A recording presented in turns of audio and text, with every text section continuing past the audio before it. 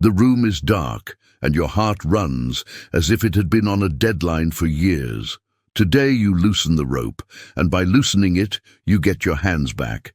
You stop chasing money with anxiety. You let it flow. You dare to give even a little. You choose work with a backbone.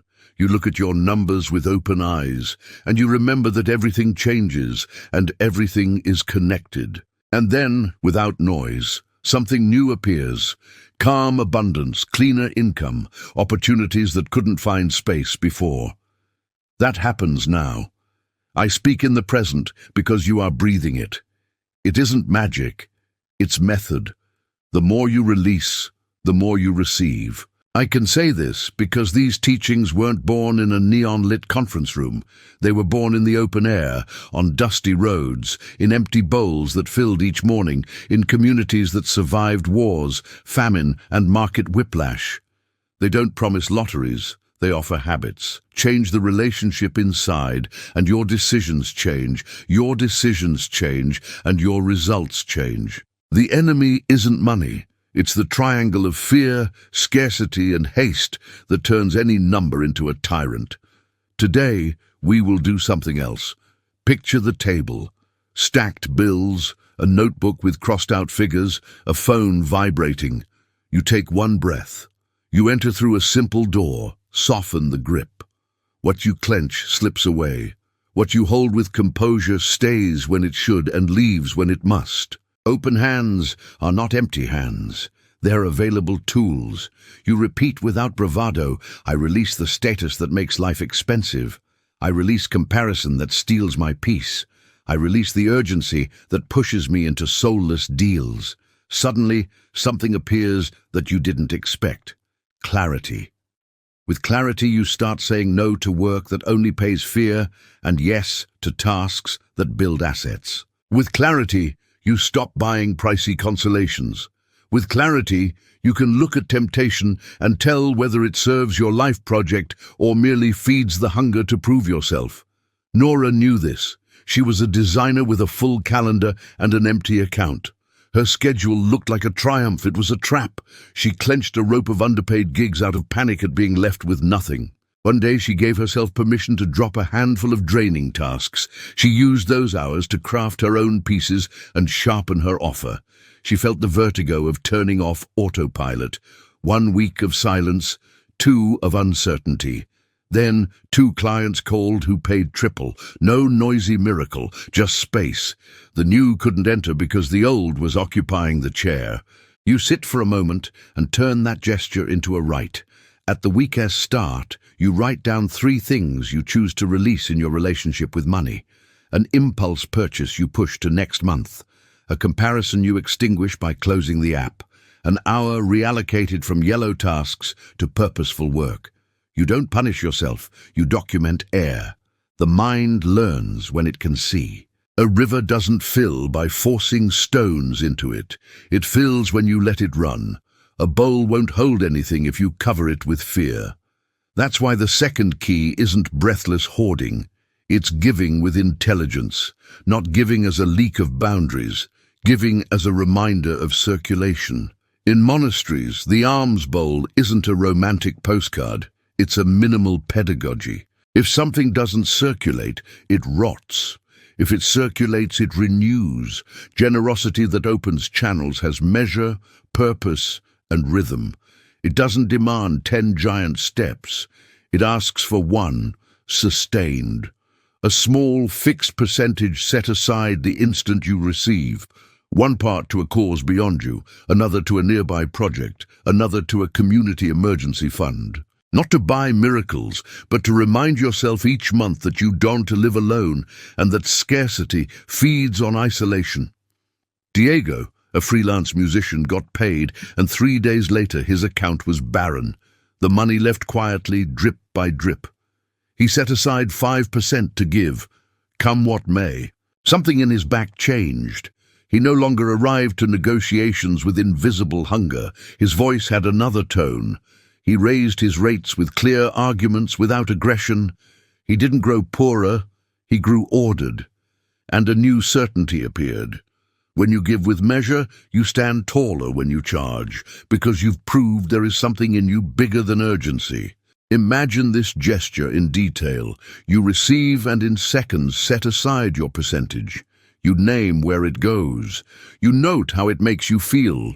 If the gesture tightens your chest, shrink the percentage until it's sustainable. If it expands you, keep it. In both cases, you've opened an inner sluice gate. Money stops being only survival. It becomes a tool to improve the fabric that supports you. The third key is prosperity's backbone.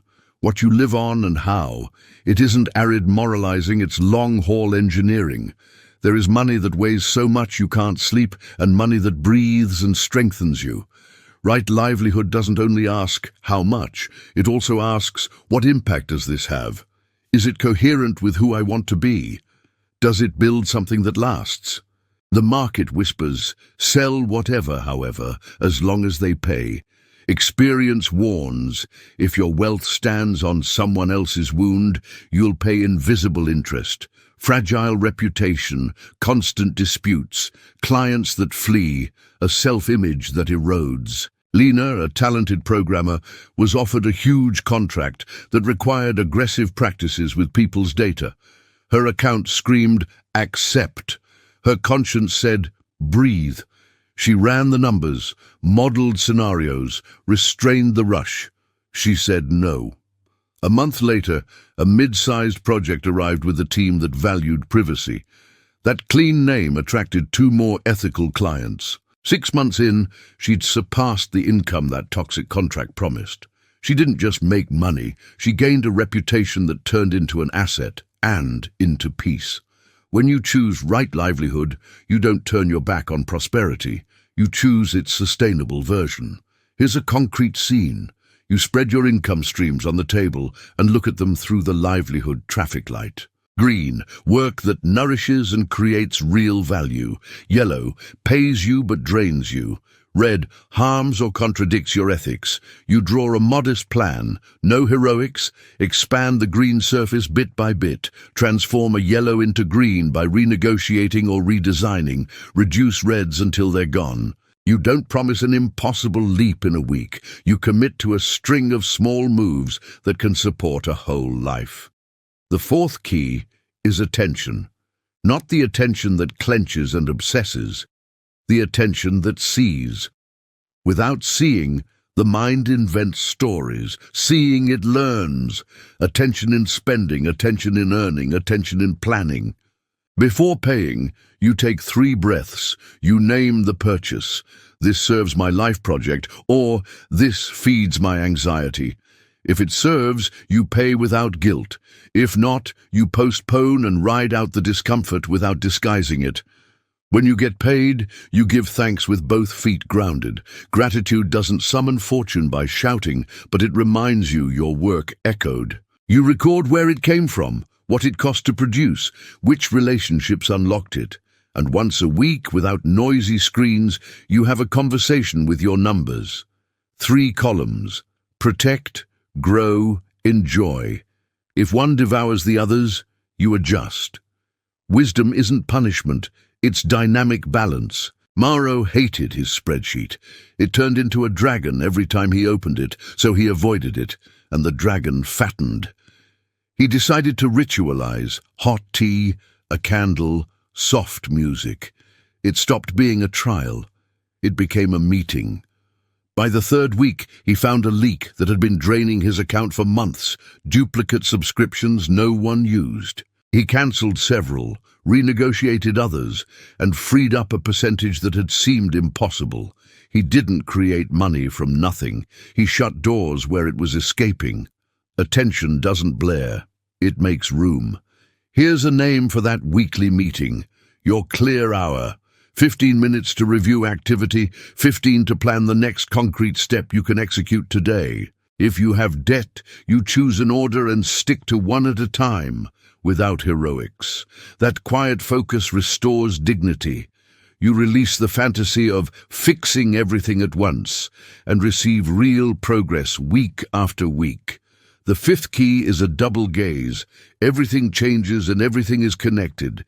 Your balance is a photograph, not the film. Drought exists, but it's a season, not your essence. And your income isn't only your effort, it's also someone else's trust, the roads, the teachers, the friends who introduced you at the right moment. Seeing impermanence keeps you from despair when the tide goes out. Seeing interdependence teaches you where to water relationships, quality, a kept word. Samir lost his best client to a global cutback. Fear shouted that everything was lost. He gave himself a week to feel and to move. He called 5 people he'd helped without expecting anything. He didn't ask for work, he asked for advice and offered support. 3 opened doors. 2 reminded him of strengths he'd forgotten. He diversified. Learned not to put all his eggs in one basket, trained to surf the wave instead of cursing the sea. He didn't recover instantly, but 2 months later he had built a more robust, less fragile income. He understood that success wasn't a lucky punch. It was a living network. Make your conscious network map. Write the names of people with whom you want to build two-way value. Learn, help, collaborate. 2 acts of service each week without petty calculation. An honest recommendation, an introduction between 2 who could create together, a well-written review, sharing an opportunity without asking a commission. That too is release. You release immediate calculation and receive true reputation, trust, doors that open when the hard seasons arrive. Along this road, a clear antagonist appears, the triangle of fear, scarcity, and haste. Fear makes you say yes when you should say no. Scarcity makes you spend to prove that you can. Haste pushes you into crooked deals and debts that buy very expensive minutes. You don't need to shout to defeat that triangle. You need a new choreography. You adjust timing, breathe before deciding, turn impulse into observation, swap shame for curiosity. The entire script changes the moment you choose not to feed the second arrow. The story you invent to amplify the wound. The body joins in. Financial anxiety lives in your stomach, your shoulders, your jaw. You notice. You walk 10 minutes without a screen, sinking 4 steps with the inhale, 4 with the exhale. When you return, the numbers are the same, but you are not. The mind stops fighting ghosts and can look at concrete figures. Peace isn't a finishing prize. It's a tool to decide better. There is a 7-day sequence that inaugurates a new direction. Day 1, plug a small money leak. Day 2, set aside your giving percentage and deliver it to your chosen place. Day 3, take a draining task and renegotiate it, delegate it or delete it. Day 4, sit down to your clear hour and execute one micro-decision today, not tomorrow. Day 5, make a conscious network call and offer a real gesture. Day 6, create a small asset that can sell while you sleep, a template, a resource, a clear page. Day 7, rest and write 2 questions. What do I release this month, and what do I receive if I release? You're not asking the universe for permission. You're teaching your mind a new pattern. Suddenly the metaphors stop being metaphors. The loosened rope no longer cuts your hands. You can work with them. The bowl is no longer packed with useless stones. It can fill. The candle doesn't try to devour the dark. It lights what is its to light. And that is enough. The river finds its course without losing force. This isn't about turning ascetic if you aren't, nor about using generosity as a pretext to avoid looking at your accounts. It's about merging 2 rivers, ancient wisdom and modern strategy. Money is neither enemy nor deity. It's an instrument that learns your habits. Teach it rush, and it will run away. Teach it a channel, and it will flow. Repeat with me, not as a magic mantra, but as a practical reminder. I release the knot of status and receive freedom to decide. I release comparison and receive focus. I release urgency and receive pricing power. I give with measure and receive posture. I choose livelihood with a backbone and receive reputation. I attend to the flow and receive order. I embrace impermanence and the web, and I receive mobility.